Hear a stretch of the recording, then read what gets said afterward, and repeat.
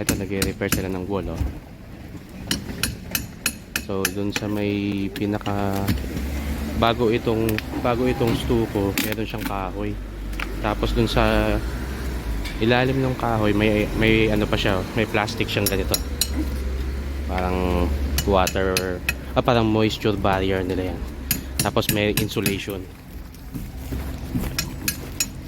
May foam insulation. Tapos syempre yung loob na yan, sidings. So yun yung method nila ng construction ng ano, exterior walls.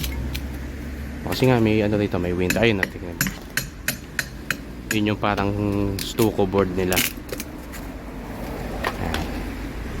Magre-replace siguro sila. Ayan. Thank you. Thank you.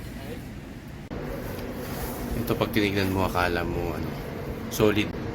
Kasi ano siya, oh, parang nakapalitada. Tapos stucco siya. Akala mo ngayon to solid wall, di ba? Pero